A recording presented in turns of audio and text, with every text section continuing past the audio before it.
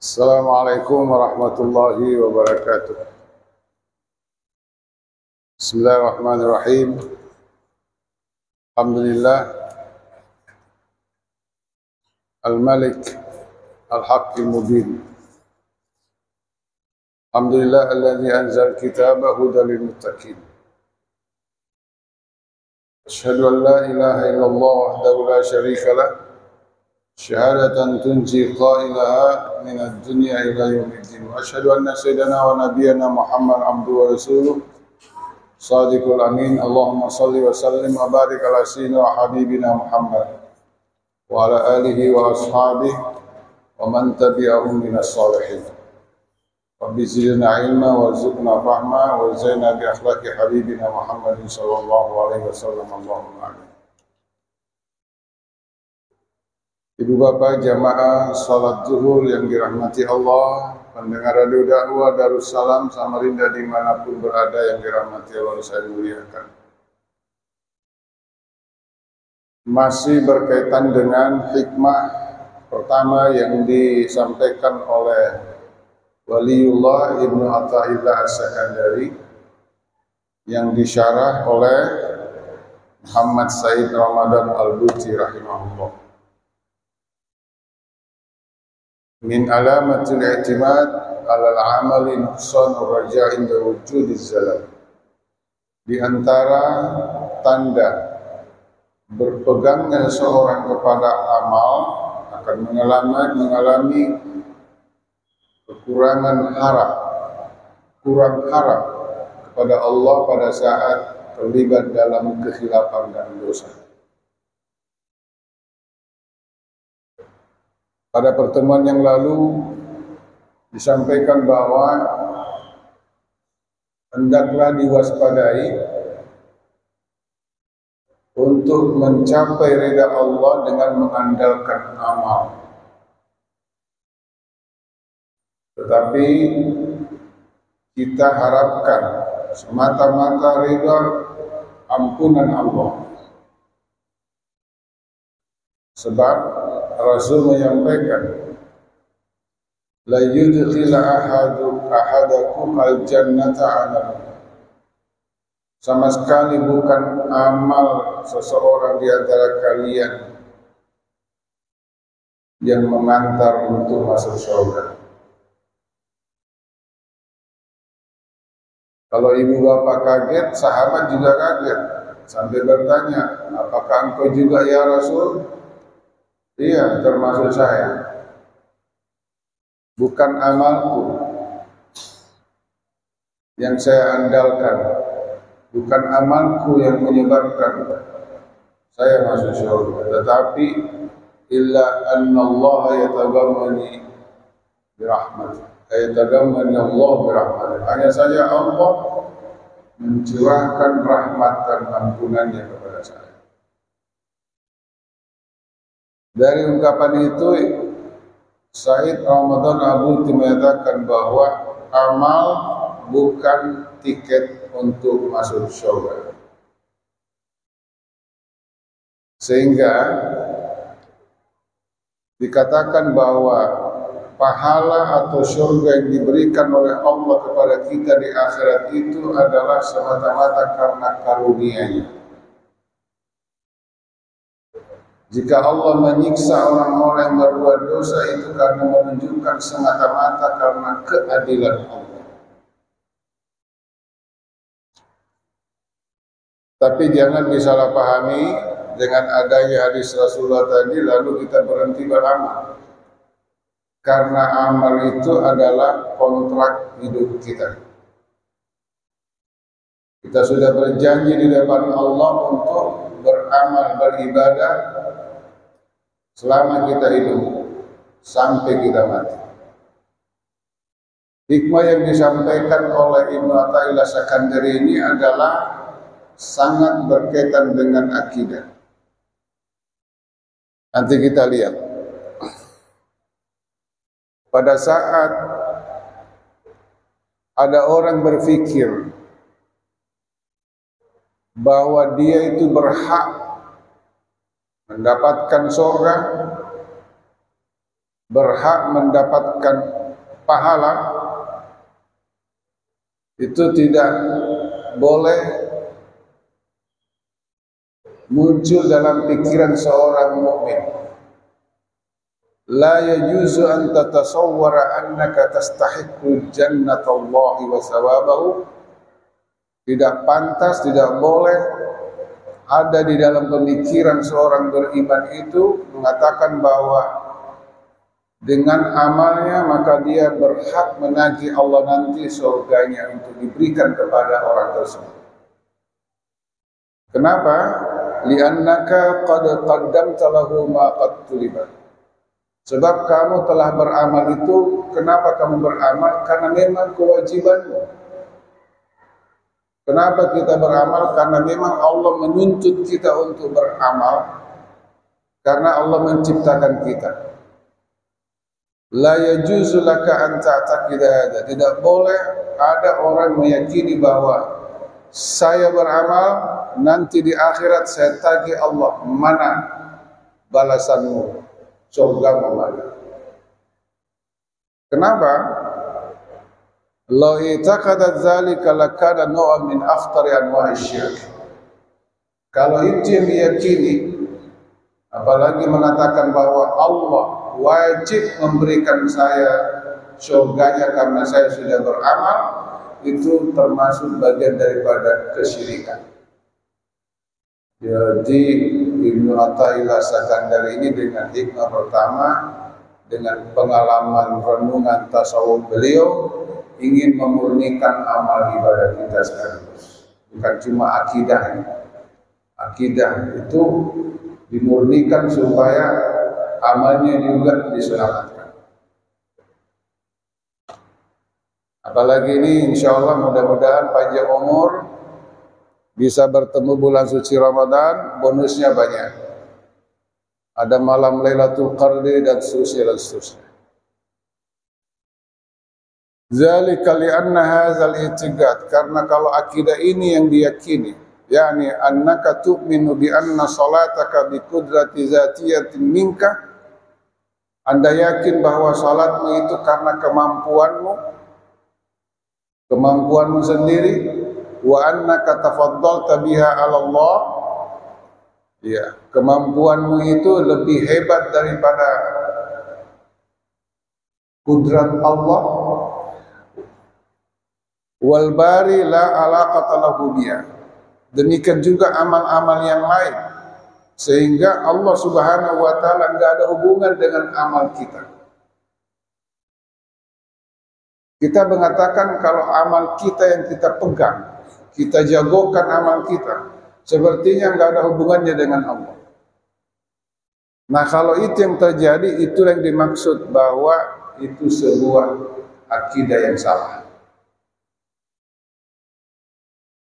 Apalagi kalau mengatakan saya sudah bekerja, saya sudah beramal di dunia, amal kebajikan saya banyak, lalu kita tagih Allah.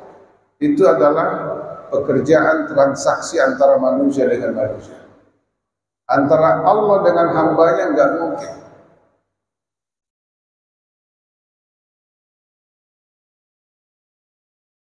Aina anta minal kalimatil qudsiyah.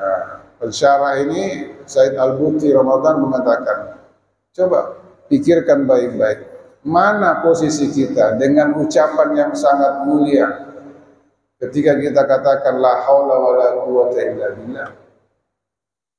Ketika diundang untuk salat, hayya 'alas shalah, apa jawabannya? Hayya 'alal falah, apa jawabannya? Ada kalimat suci la haula wala quwwata illa billah. Maknanya apa? Semua salat saya, semua kebaikan, keberuntungan tidak mungkin kita bisa peroleh kalau bukan karena rahmat dan karunia Allah. Tiba-tiba kita mau mengatakan bahwa inilah kekuatan saya, inilah andalan saya, yaitu amal saya sendiri. Mestinya yang bagi an ashkurallah, seyogyanya kita mensyukuri Allah ala an haraka lisani bihadzat tahmid. Kalau kita mengucapkan alhamdulillah, Kita bersyukur kepada Allah karena Allah menggerakkan lidah ini untuk mengucapkan pujian itu. Iza kumta min jawfil laili liusalli. Demikian juga kalau kita bisa bangun tengah malam nanti, bahkan makan sahur nanti 1 bulan insyaallah. Sebelum subuh kita sudah bangun. Bahkan ada itikaf nanti 10 terakhir Ramadan. Itu semua yang bagi an asna 'alallahi. Seyogianya kita memuji Allah atas taufik yang diberikan kepada kita. Bukan mengatakan inilah kehebatan saya. Bahkan ketika kita sholat, kita ucapkan, awal kalimat yang kita ucapkan adalah Allah. Allah yang maha besar. Lahidu ayyuhal ikhwah. Pikirkanlah dengan baik saudara-saudaraku, kata pensyarah ini Syaikhul Ramadan. Hadza huwa tauhid, inilah tauhid, keyakinan yang harus dimiliki oleh setiap orang mukmin. Kaifa tamtannu 'ala Allah bi salatika wallazi waffaqaka ilaiha.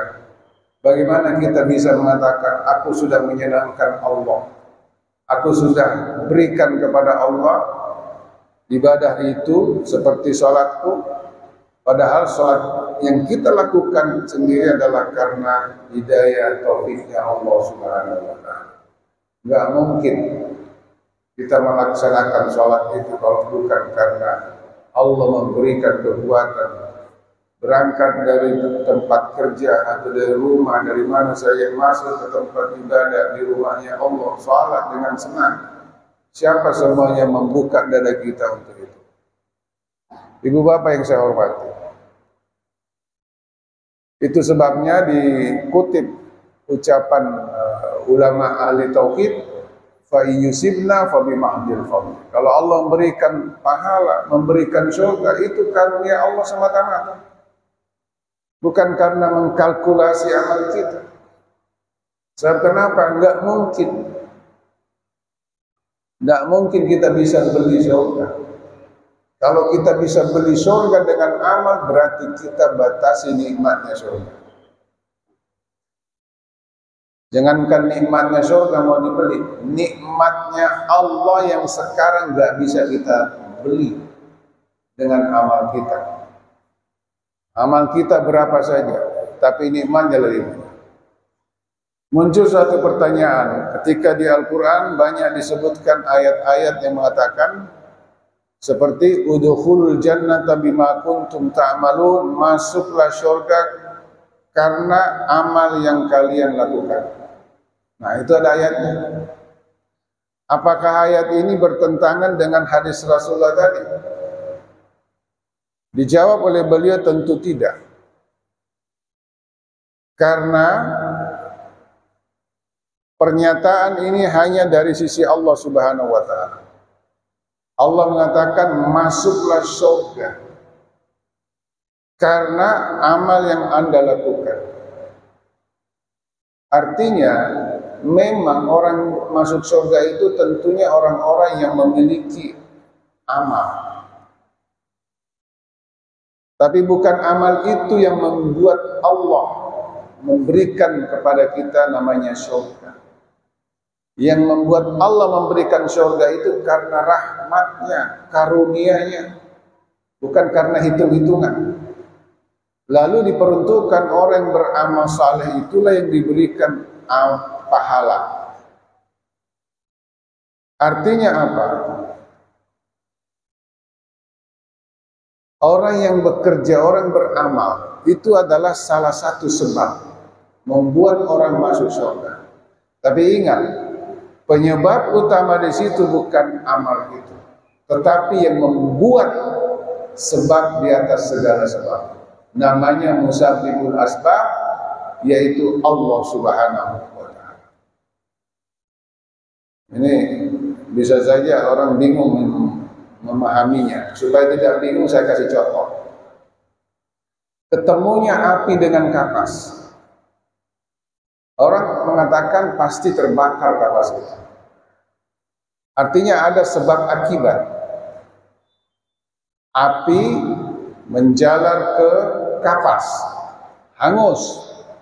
Kenapa hangus? Disebabkan oleh api. Api itu adalah penyebab hangusnya kapas. Baik. Tapi itu analisa dan fakta. Dalam filsafat dikatakan ketemu api dengan kapas pasti terbakar. Ada kalimat pasti. Nah, oleh filsafat Islam, Imam Ghazali rahimahullah menolak hal seperti itu dengan berdasarkan ilmu dari Al-Quran. Kenapa? Di Al-Quran ternyata ada manusia namanya Ibrahim alaihissalam ketemu api tapi tidak terbakar. Itu salah satu contoh bahwa ketemunya api dengan kapas tidak pasti terbakar kalau Allah tidak menghendaki. Bisanya terbakar itu kalau Allah menghendaki. Yang menghendaki itu adalah musabbibul asbab, penyebab di atas segala sebab, yaitu Allah Subhanahu wa Ta'ala. Itu yang dimaksud. Kita ini beribadah karena kita memang berusaha, alhamdulillah. Lalu yang menunjukkan kita untuk melakukan ibadah itu, memberikan kekuatan sebenarnya siapa? Allah Subhanahu wa Ta'ala. Makanya jangan coba-coba berpegang kepada amal. Malu rasanya kalau berpegang kepada amal. Sebab kalau berpegang kepada amal, di mana letak pernyataan Allah, wallahu khalaqakum wa ma ta'malun. Allah yang menciptakan kalian dan apa yang kamu lakukan, apa yang kamu kerjakan, semuanya Allah yang menciptakan. Tapi jangan lagi disalahpahami. Nanti kalau mencuri, Allah yang mencuri. Nah, itu salah lagi itu. Perbuatan yang kita lakukan itu semuanya adalah karena hidayah Allah. Makanya kalau mendapat kebaikan, serahkan kepada Allah. Ma asabaka min hasanatin fa min Allah. Kebaikan-kebaikan yang kita peroleh, sandarkan itu adalah dari Allah. Kalau kejahatan, dosa, fa min nafsik. Wa ma asabaka min sayyi'atin, katakan fa min nafsik, dari dirimu sendiri. Supaya apa? Amal kita selamat. Begitu kita berbuat baik, jangan ada yang sombong. Walaupun kesalehan. Sudah rajin sholat, orang lain yang tidak sholat, masuk neraka semua itu. Tidak usah dibandingkan seperti itu. Kalau sudah rajin sholat, bersyukur kepada Allah, ya Allah tambahkan kerajinan saya ini, tambahkan kekhusyuan saya ini, tambahkan keikhlasan saya ini. Jangan ngurusi orang yang tidak sholat. Dibandingkan itu, maksudnya jangan diurusi itu, jangan dibanding-bandingkan amalnya. Nanti anaknya nggak diurusi, nggak sholat. Bukan gitu maksudnya. Tetap kita mengajak orang. Demikian juga kalau berbuat salah, jangan langsung menunjuk Allah. Justru tunjuk dirinya, ini kesalahan saya, Allah. Supaya cepat bertobat, cepat memperbaiki yang tidak baik. Tidak selamanya bergelimang dalam dosa.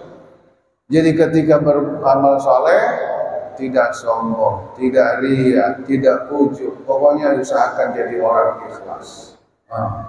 Selamatlah amal kita. Ketika berbuat dosa atau kesalahan, jangan dibilangi orang tersebut, udah berhenti aja kan beramal saleh. Ada orang sudah beramal saleh, baik orangnya, tiba-tiba terlibat dalam satu tindak kriminal, itu banyak komentarnya, mending berhenti aja sholat. Ini kan salah. Jangan dibilangin begitu, itu konsepnya setan. Berhenti aja puasa, berhenti aja sholat, berhenti aja di ruang saleh, terusin aja perbuatan jahat itu. Itu konsep setan. Justru kita harus menyatakan, mudah-mudahan sholatnya makin baik agar bisa mencegah dari perbuatan keji dan kemungkaran. Kan tujuannya sholat itu. Mudah-mudahan puasanya bisa diterima di sisi Allah, agar dia bisa cepat sadar, jangan berbuat terus demikian. Dari diri kita, mudah-mudahan kami selamat tidak seperti dia. Gitu. Ibu bapak yang saya hormati, jadi kalau Allah mengatakan masuklah ke dalam surga karena amal yang kamu lakukan, itu bukan menunjukkan kita harus berpegang teguh kepada amal, tapi amal yang kita lakukan betul-betul kembali mengatakan bahwa ini adalah karunia Allah Subhanahu wa taala. Enggak mungkin disuruh masuk surga itu orang-orang yang jahat, orang-orang banyak dosa, enggak mungkin. Bahkan Rasulullah SAW mengatakan kalian itu masuk surga semua kecuali yang tidak mau. Kata sahabat, siapa yang tidak mau ya Rasul? Man ata'ani man asani faqad. Siapa yang durhaka kepada saya, kata Rasulullah, berarti enggak mau masuk surga. Jadi yang ikut sama Rasulullah berarti itu yang masuk surga.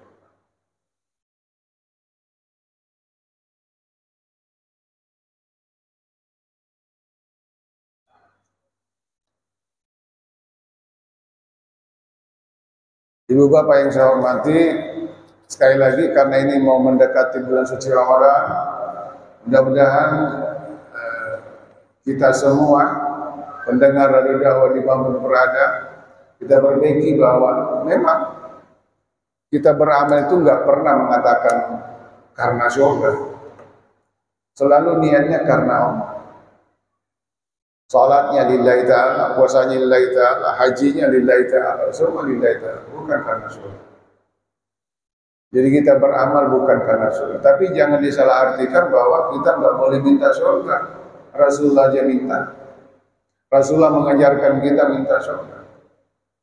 Minta surga, minta rahmat sesuai dengan doa kita nanti bulan suci Ramadan.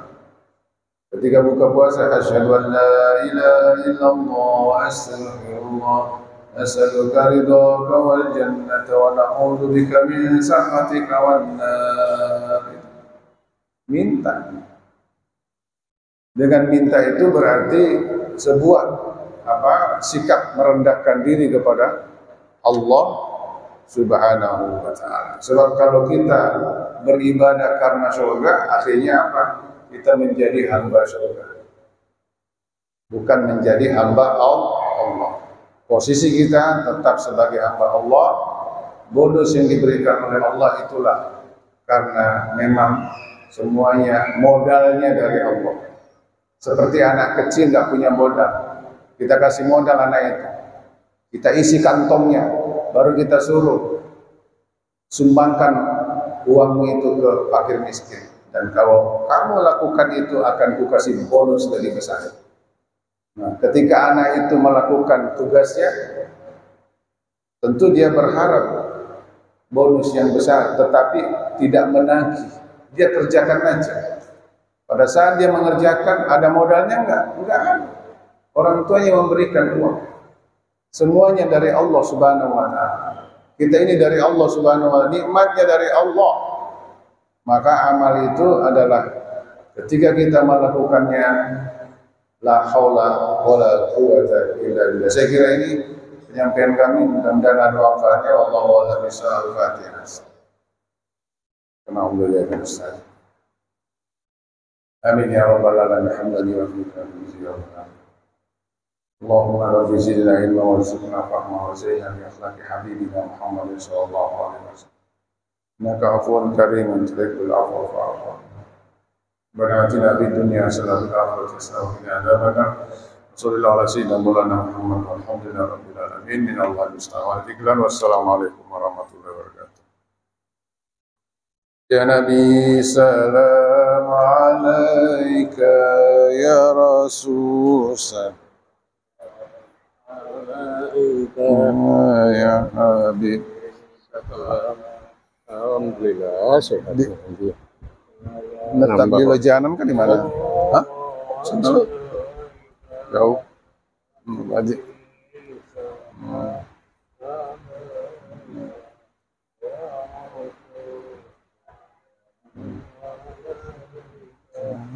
Ya Habib.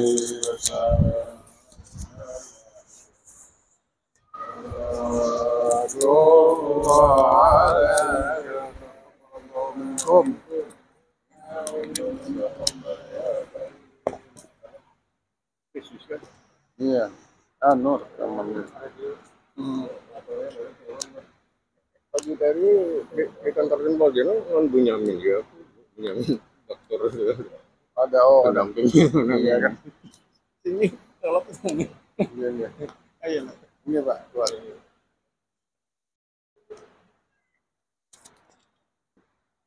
Ujian kah?